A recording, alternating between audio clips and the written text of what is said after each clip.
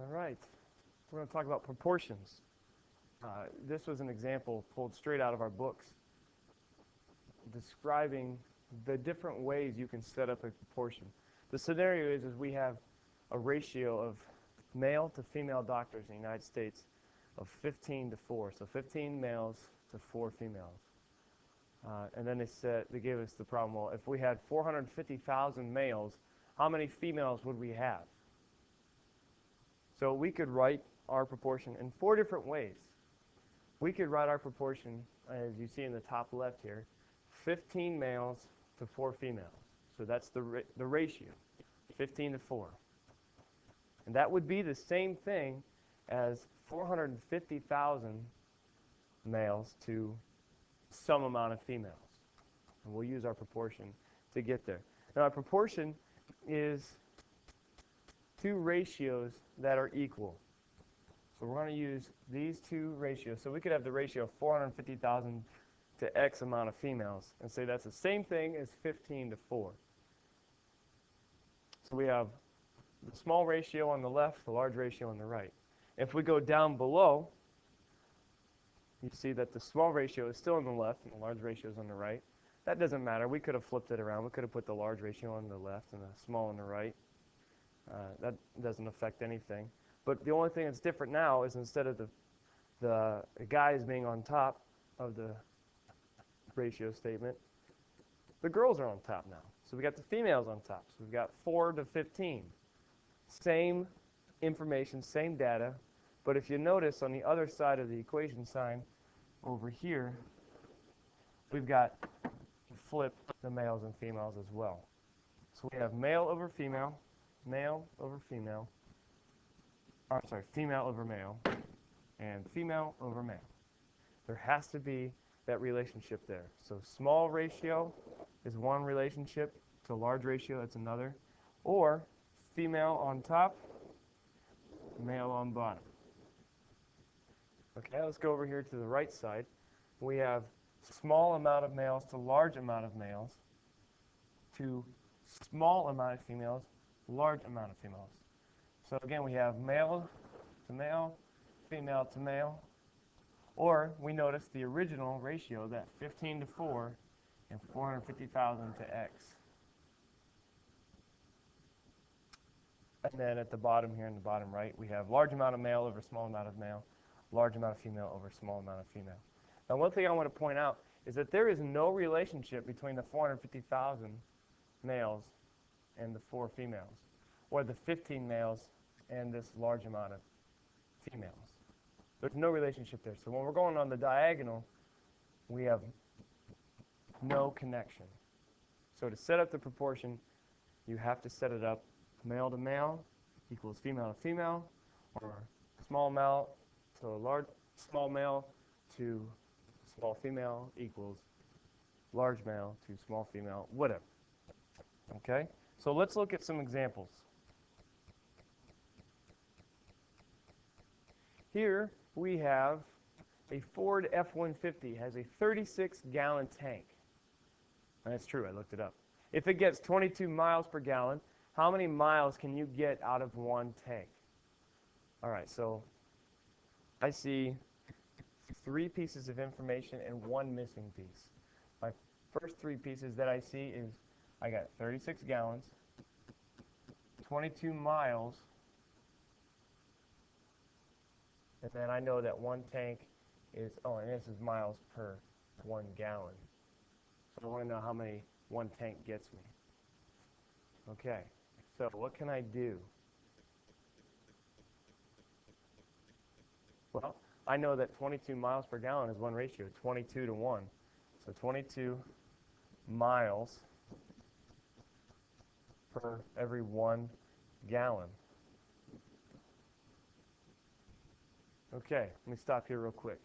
First of all, please include these labels, because as you set up your other side of your proportion, you need to know that now I have miles on top of gallons. Miles on top of gallons. So I need to have miles on top, gallons on the bottom. And this is, again, this is just one way of doing this. I could have had miles and miles and gallons to gallons, but I chose to do small amount of miles over small amount of gallons equals large amount of miles over large amount of gallons. Now, I don't know how many miles, because that's actually the question. How many miles? So there's my variable, x amount of miles. And then how many gallons do I have in one tank? I have 36, according to my information provided. So there's my ratio proportional statement. Now, I could solve this two different ways, scale factor or ratio. I'm thinking scale factor looks a lot easier. My scale factor from 1 to 36, I know that pretty quick. I'm multiplying by 36. So if I'm multiplying 36 that way, I must have to multiply by 36 this way in order for it to be an equal ratio. So what is 22 times 36? Well, we'll get out our calculator here. 22 and times button right there. 36 equals 792 miles. That's a lot. So x equals 792 miles. Again, label. Label, label, label, so that you do not get confused. Now, I could have solved this going ratio. I'll do this in red. Red for ratio. What is 22 divided by 1? Well, that's 22. So that I know now x divided by something, or x divided by 36 has to equal 22.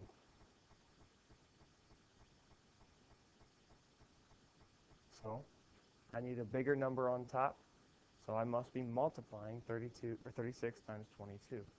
And that's another thing I want to point out, is as I look at my proportional statement, the number on top over here is larger than the number on the bottom. So that means over here, my number has to be larger in order to have that same relationship. Or I could look at this as my number over here on bottom is smaller than this number here. So my number over here must be bigger and this one be smaller. Okay, because I'm growing this way. Or you could say, hey, I'm growing up this way. It just depends on how you look at it.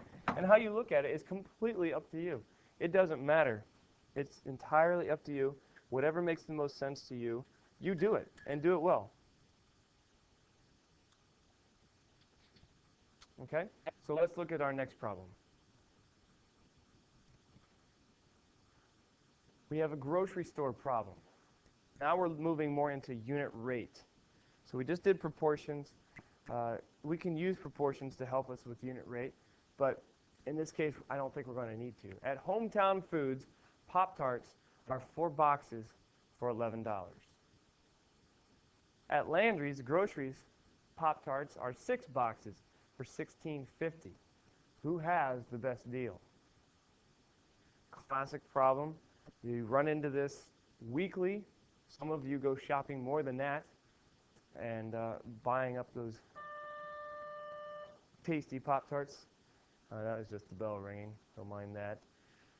So let's find out what's the best deal. We never want to get ripped off. We always want to get the best bargain. So when we are looking at unit rates, I always like to pull out the 2 variables. My 2 variables are boxes and dollars. Boxes, dollars.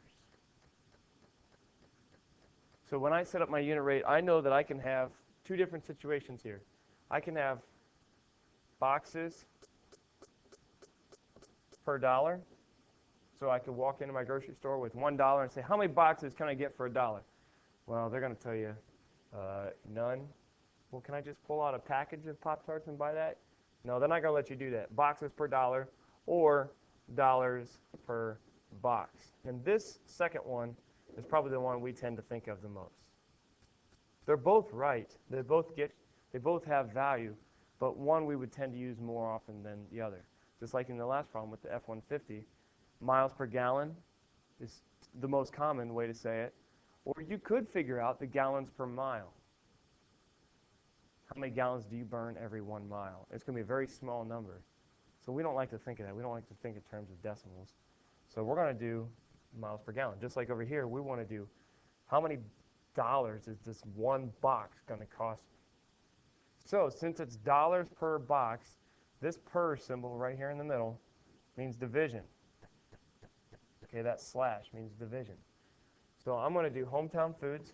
I'll just abbreviate it HF on one side, and then I'll do LG over here for Landry's. Okay, so hometown foods, I want boxes per, dollars per box. Said that backwards. I want dollars divided by boxes. And I'll distinguish this. This is just an underline here, not a division sign. I don't want that to be mistaken. So dollars over boxes. Well, how many dollars do I have? It's going to cost me 11 for 4. What's my unit rate? All right, well, we'll use my handy dandy Smartboard calculator. So it's literally just 11 divided by 4. So it's $2.75 per box. And I'll move that down here. So $2.75 per box. Okay, Landry's. Let's do Landry's now. Landry's groceries are selling 6 boxes for $16.50, so $16.50, since I want dollars on top, dollars per box, over 6 boxes. All right, we'll use our Smartboard calculator again. So my problem says $16.50 divided by 6 boxes equals $2.75.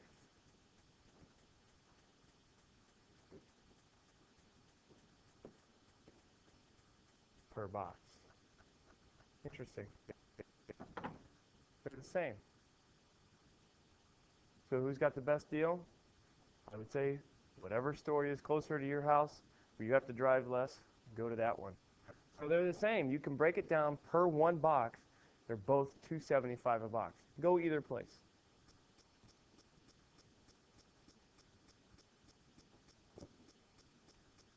All right.